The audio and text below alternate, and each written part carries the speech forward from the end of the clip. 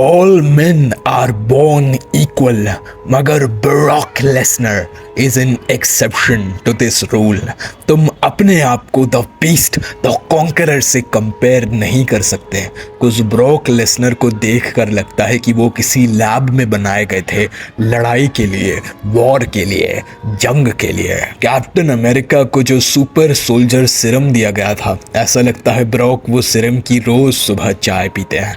Just look at his physique. मैं जानता हूँ इंडिया में ब्रॉक लेसनर के मेरी तरह बहुत ज़्यादा फैंस हैं। अगर तुम भी एक ब्रॉक के फैन हो तो तुम्हें ब्रॉक के बारे में सब पता लगेगा कि कैसे कोई इंसान इतना बड़ा बीस्ट, इतना बड़ा मॉन्स्टर बनता है। I let it go for the week. The following week he was in the ring with Big Show and they were wrestling for real, and Big Show was about 530 pounds at the time.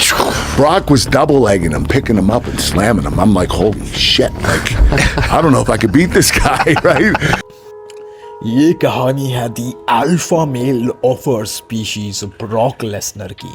इस आदमी ने prove किया कि to become a champion you need physicality. तुम्हारे पास physicality ज़रूरी है और इसी फिजिकलिटी के दम पर उन्होंने WWE, American football, Japanese wrestling और UFC में तक टाइटल जीते। The former undisputed WWE champion and the undisputed UFC heavyweight champion.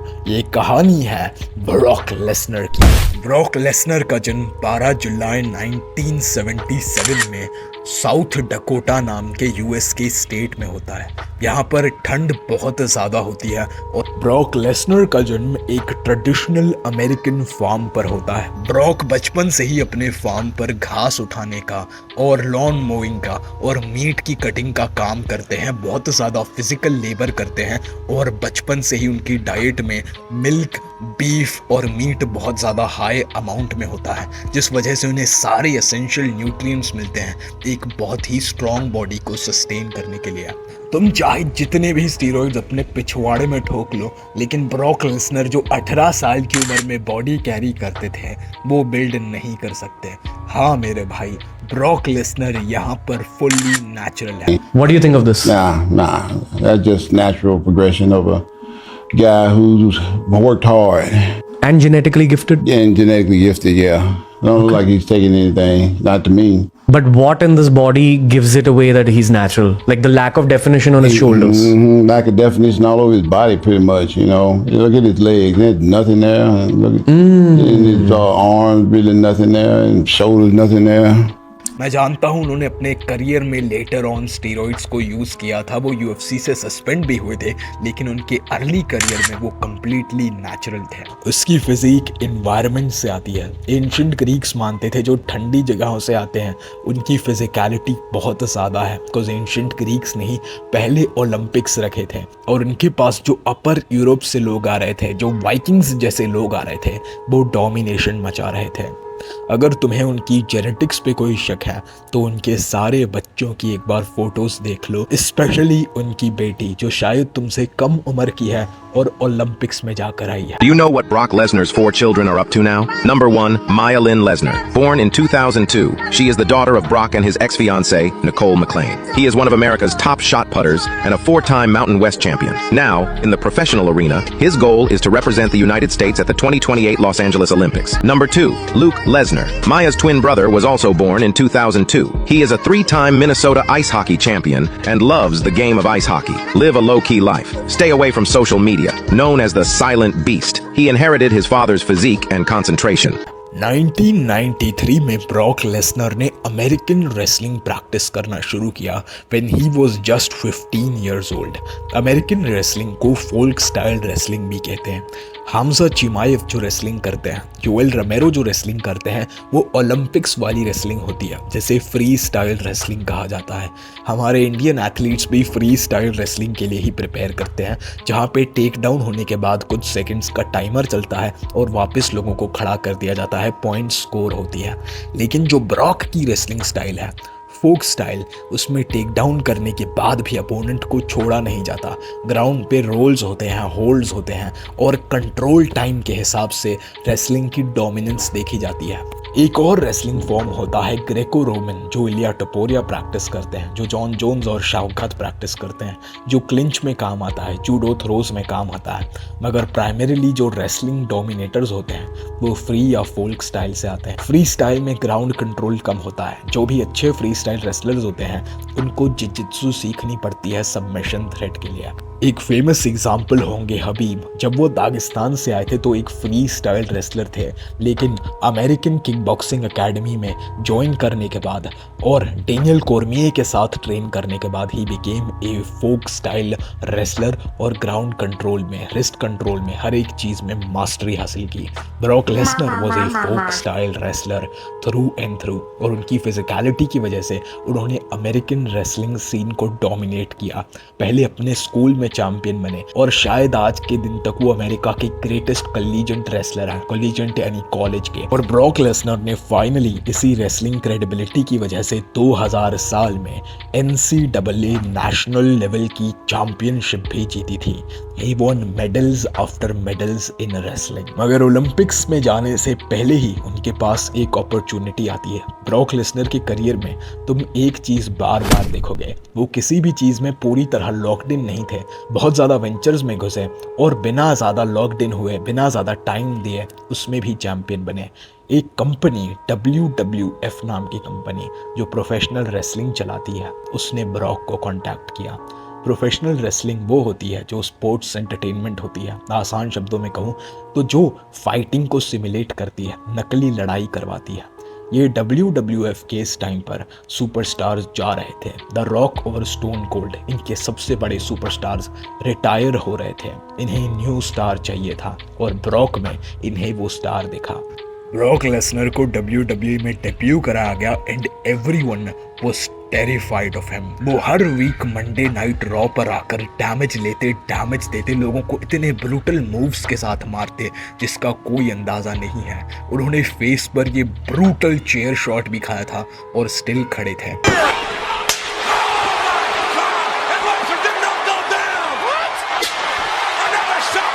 पहले दिन से ही एक एलीट WWE रेसलर लग रहे थे। उनको एक मैनेजर के साथ पेयर कराया गया। मैनेजर का नाम था पॉल हेमन। हर हफ्ते वो रॉ पर आते, अपना टारगेट ढूंढते, उसे डोमिनेट करते, सबको स्क्वॉश करते। और ये डैमेज जो WWE रेसलर्स लेते हैं उस टाइम पर पूरी तरह से रियल होता था। बस फाइट्स का आउटकम स्क्रिप्टेड होता था। WWE के चेयरमैन विंस मैकमैन ब्रॉक को बहुत ज़्यादा पसंद करते थे बिकॉज वो अपनी साइज के लिए बहुत ही ज़्यादा एलीट परफॉर्म करते थे। वो ऐसी मूव्स करते थे जो एक क्रूजर वेट भी ना कर सके, जो रे मिस्टीरियो जैसे लोग करते थे। He used to jump from the top rope. He was very athletic along with being this big। और WWE ने अपने सारे कार्ड्स ब्रॉक लेसनर पे रख दिए। He became the WWE champion after defeating The Rock। उन्होंने अंडरटेकर को हराया, बिग शो को हराया, कर्ट एंगल को हराया, WWE के सबसे बड़े नाम बने और SmackDown here comes the pain game के लीड कवर स्टार बने जो आज तक खेली जाती है। उनकी फिनिशर F5 शायद WWE की सबसे पेनफुल फिनिशर है। His WWE career was something else। मगर ये सिलसिला काफ़ी छोटा था। 2004 में ब्रॉक लेसनर WWE से अपना कॉन्ट्रैक्ट टर्मिनेट करते हैं। कहते हैं कि मैं तुम्हारे साथ लॉन्ग रोड ट्रिप्स पे नहीं जा सकता, हर वीक नहीं परफॉर्म कर सकता, मेरी लाइफ बहुत ज़्यादा थक रही है। WWE वो टाइम पे हर स्टेट में स्टेट बाय स्टेट ट्रैवल करती थी और कार से रेसलर्स को पहुंचना पड़ता था।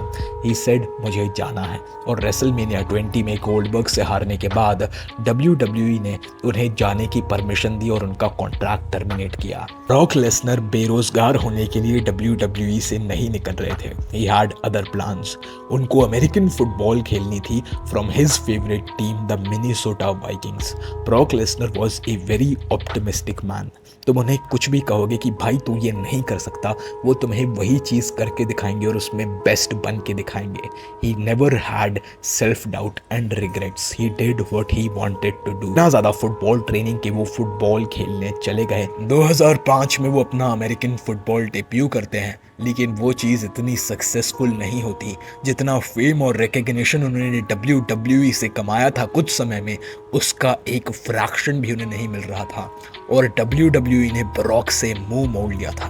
बिकॉज वो अपने सुपरस्टारडम के पीक पर अपनी पोजीशन छोड़ कर गए थे और WWE के साथ बैड टर्म स्पेंड करने की वजह से WWE चेयरमैन विंस मैकमैन वापस रिस्क लेना नहीं चाहते थे, बिकॉज WWE के पास अभी स्टार्स थे like Batista and John Cena and the Undertaker.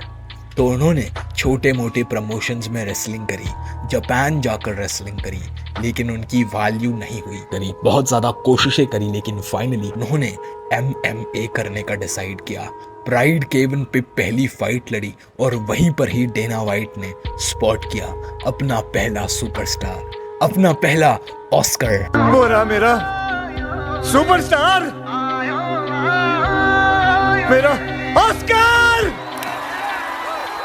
वो टाइम पे UFC इतनी ज़्यादा फेमस नहीं थी। UFC needed a star. भले ही ब्रॉक की ऑरा और पॉपुलैरिटी थोड़ी कम हुई थी, लेकिन ही वो स्टिल वेरी वेल नोन और ब्रॉक लेसनर को UFC साइन कर लेती है। ब्रॉक लेसनर से चाहे सब कुछ छिन जाए, लेकिन उसकी फिजिकलिटी उसके साथ हमेशा से थी and because of it he gets a massive opportunity. उनकी पहली फाइट में ही उन्हें number 4 contender at heavyweight Frank Mir से लड़ाया जाता है। ये ट्रेनिंग कैंप के लिए उन्होंने बहुत इंटेंस स्पारिंग की थी, अपने स्पारिंग पार्टनर्स को तोड़ा था। ब्रॉक के कोचेस कह रहे थे कि this guy is a freak of nature. इतना लेट शुरू करना, 28 साल की उम्र में MMA शुरू करना और इतना अच्छा परफॉर्म करना बहुत रेयर है। इनके स्पारिंग पार्टनर्स लिटरली डरा करते थे। जितने भी टीनेजर्स ब्रॉक के साथ स्पारिंग पे आते थे, ब्रॉक के नाम को सुन के ही डर जाते थे, बिकॉज इतना बड़ा बैड नेम था। Brock was very intense. जब भी वो किसी को टेक डाउन करते थे, जाने ही नहीं देते थे। All of this training led up to his UFC debut against Frank Mir. और ये फाइट ने हमें दिखाया कि Brock Lesnar is not just a person who is playing a warrior, he is actually a warrior. Frank Mir को पहले ही round में टेक डाउन किया और मैंने कहा था कि ब्रॉक की फोल्क स्टाइल रेसलिंग है, यानी उनका टॉप प्रेशर बहुत ज़्यादा है। अगर वो तुम पर एक डबल लेग शूट करते हैं तो वहाँ से ऊपर उठना बहुत मुश्किल है, because he knows how to control you on the ground. उन्होंने बहुत अच्छा फुल और हाफ गार्ड मेंटेन किया और बहुत ही intense ground and pound hammer fist Frank Mir के सर पर लैंड की। The referee was about to stop it, लेकिन फ्रैंक मीर एक डेस्परेट स्क्रैम्बल करते हैं इन द लास्ट सेकेंड और ब्रॉक को एक लेग लॉक में पकड़ लेते हैं। Brock had very weak jiujitsu at this point. Submission defence अच्छी नहीं थी। He taps out. This was the first defeat Brock accumulated in MMA। लेकिन इसने बहुत बड़ा कुछ हमें दिखाया था। ब्रॉक लेसनर को हराया नहीं गया, Frank Mir survived Brock Lesnar. Brock Lesnar was about to win, लेकिन वो अपनी छोटी सी मिस्टेक की वजह से हार गए। Still, the world liked Brock Lesnar from what they saw और ब्रॉक लेसनर को सेकेंड फाइट दी जाती है against a UFC heavyweight contender Heath Herring. ये फ्रैंक मीर से इजी फाइट थी। हीथ हेरिंग की रैंकिंग्स नीचे थी, मगर still he was a threat. He had power. मगर Brock showed that night that he was power itself. Brock Lesnar ने पहला ही स्ट्राइक जो थ्रो किया वो हीथ हेरिंग को गिरा देता है और गिरे हुए हीथ पर ग्राउंड एंड पाउंड से finish. This was a quick dominant victory for the beast incarnate. Brock को जितना ही जल्दी WWE में टाइटल दिया गया, उतना ही जल्दी UFC में भी दिया गया। 2 फाइट्स के बाद जिसमें एक डिफीट थी, उसे वर्ल्ड टाइटल शॉट मिला अगेंस्ट रैंडी कटूर इन 2008। ये फाइट शायद UFC का सबसे बड़ा वेट मिसमैच था। Randy Couture was 220 pounds and Brock Lesnar was 265 pounds of pure muscle। And Brock Lesnar के हाथों के लिए, ब्रॉक लेसनर के हाथ इतने बड़े थे कि स्पेशलाइज्ड ग्लव्स बनाने पड़े just to wrap around his hands. Brock Lesnar ने ये फाइट में बहुत ही अलीट काम किया। Randy Couture was a skilled fighter than Brock Lesnar, तो ब्रॉक ने स्किल्स यूज ही नहीं की। He created a war. He continuously took Couture down and dominated him on the ground. Couture stand up करने ही जा रहे होते थे कि एक टेक डाउन आता था और ग्राउंड एंड पाउंड से उन्होंने सेकेंड राउंड में ये फाइट को TKO से ख़त्म करके अनडिस्प्यूटेड UFC टाइटल जीता। इस टाइम पे उनके पास ना पॉल हेमन थे, ना वो माइक पे ज़्यादा आकर बातें करते थे। कोई प्रोमो कट नहीं करते थे, बड़ी बड़ी चीज़ें नहीं बोलते थे। He was a silent and A violent fighter जिसको देख कर ही लोग डर जाते थे। लुक एट हिम मैन, अगर ऐसा फाइटर तुम्हारे सामने खड़ा है, इवन दो तुम चाहे कितने भी बड़े हेवीवेट के धुरंधर हो, थोड़ा डर तो लगेगा जब प्राइम ब्रॉक लेसनर तुम्हारे साथ होंगे। ब्रॉक लेसनर की पहली यूएफसी टाइटल डिफेंस होती है अगेंस्ट हिज फॉर्मर अपोनेंट, जो पहला आदमी उन्हें यूएफसी में हराता है, फ्रैंक मियर। लेकिन ये बार ब्रॉक ने बहुत ही एलीट जुजित्सु ड्रिल की थी, नए कोचेस रखे थे जुजित्सु को ड्रिल करने के लिए। इस बार वो किसी लेग लॉक में नहीं फंसने वाले थे और ये फाइट में ब्रॉक लेसनर फ्रैंक मियर को बहुत ही ब्रूटली डोमिनेट करते हैं और फाइट को फिनिश करते हैं। फ्रैंक मियर की fight was destruction, was abuse, was domination. ये फाइट तुम Hamza Chimaev level of wrestling domination और प्रेशर से कंपेयर कर सकते हो। I recommend you to watch this fight, बहुत मज़ा आएगा। तुम्हें देखने मिलेगा कि प्राइम ब्रॉक लेसनर एक्चुअली था क्या, जो WWE में अंडरटेकर से नहीं लड़ता था, जो UFC के नंबर 1 हैवीवेट कंटेंडर से लड़ रहा था। ब्रॉक लेसनर की जो डाइट थी वो एक इंडियन डाइट की पूरी तरह से ऑपोजिट थी। बहुत ही ज़्यादा बीफ, बहुत ही ज़्यादा दूध, बहुत ही ज़्यादा प्रोटीन और बहुत ही कम फाइबर। यानी ब्रॉक लेसनर हमारी तरह ठोकले और रोटी सब्जी नहीं खाते थे। इस वजह से उनके पेट में काफ़ी सालों से कॉन्स्टिपेशन थी। अब ये किस वजह से हुआ ये बहुत ज़्यादा डिबेटेबल है, लेकिन उन्होंने खुद कहा है कि उन्हें काफ़ी समय से कॉन्स्टिपेशन थी, जिसकी एक सीवियर ऑनसेट डाइवर्टिकुलाइटिस हो गई। उनका कोलन इन्फ्लेम्ड हो गया और उन्होंने एक सर्जरी कराई अपने पेट के हिस्से को निकलवाने की। ये चीज़ें होती है जब तुम्हारी डाइट में फाइबर कम होता है। और ये सर्जरी के बाद ही ब्रॉक लेसनर की डाउनफॉल शुरू हुई। ये सर्जरी में उनका काफ़ी ज़्यादा वेट भी लूज हुआ, मगर ही रिकवर्ड। उन्होंने 1 साल की गैप ली और 2010 में वापस फाइट की against Shane Carwin. Shane Carwin ने ब्रॉक को पहले डोमिनेट किया। We did not see the beast that we usually saw. हमने ब्रॉक लेसनर में एक मैन देखा, a man that could be hurt and a man that could be defeated. इस fight की डायनामिक्स पूरी तरह से बदल गई थी। यूजुअली ब्रॉक के अपोनेंट्स ब्रॉक को सर्वाइव करते थे, लेकिन ब्रॉक ने ये बार शेन को सर्वाइव किया।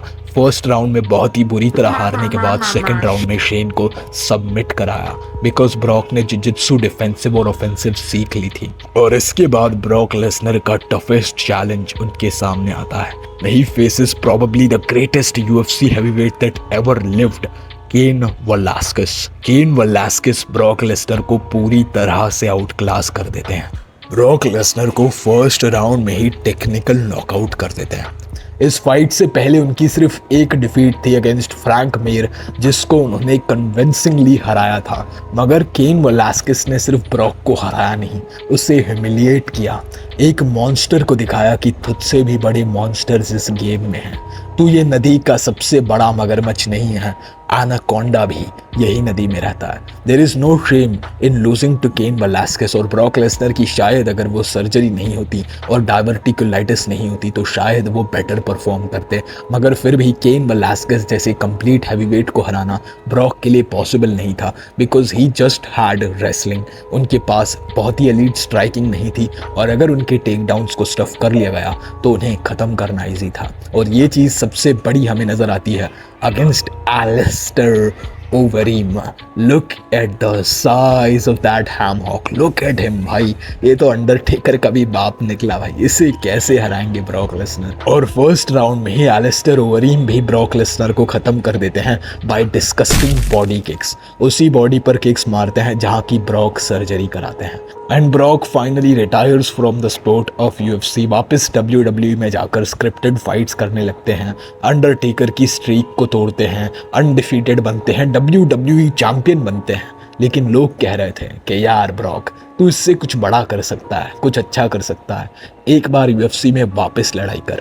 तो ब्रॉक लेसनर जो करंटली WWE चैंपियन है 2016 में UFC में भी लड़ते हैं against the UFC heavyweight legend mark Hunt, जिन्होंने एलिस्टर ओवरीम को हराया है, जो वर्ल्ड क्लास हैं और उसे जाकर डोमिनेट करते हैं। This was the last victory that Brock Lesnar had in UFC। और यहीं पर ही ब्रॉक लेसनर का MMA करियर खत्म होता है। काफ़ी लोग कहते हैं कि Brock Brock Lesnar was an overrated fighter, मगर I do not believe it is the case. उनके हेल्थ इश्यूज़ की वजह से उन्हें ऐसे बुरी तरह हराया गया, मगर Brock Lesnar in his best day would be a problem for any heavyweight that ever lived. वो एक बहुत ही ज़्यादा स्ट्रॉन्ग फाइटर थे, फिजिकली स्ट्रॉन्ग। भले ही उनकी टेक्निक इतनी अच्छी नहीं थी, लेकिन उनका प्रेशर और उनकी पावर इतनी ज़्यादा थी कि वो किसी को भी क्रम्बल करवा दें। और अगर ब्रॉक ने शायद WWE की जगह UFC का कॉन्ट्रैक्ट पहले ही साइन कर लिया होता, तो वो फेडोर अमिलेनेंको जैसे greatest of all time fighters के साथ अपना नाम शेयर करते as one of the early GOATs of UFC। लेकिन अभी भी उनकी लेगेसी कोई ख़राब नहीं है। He is making millions of dollars, उनके सारे बच्चे एथलीट्स हैं, and he is having fans across the world जो उनके ऊपर वीडियोस बना रहे हैं। और तुम्हारे जैसे प्यारे लोग जो ये वीडियोस को देखकर लाइक कर रहे हैं, सब्सक्राइब कर रहे हैं। I hope you like the video. ये ब्रॉक लेसनर के पूरे UFC करियर को कवर कर रही थी। God bless, I see you at the top.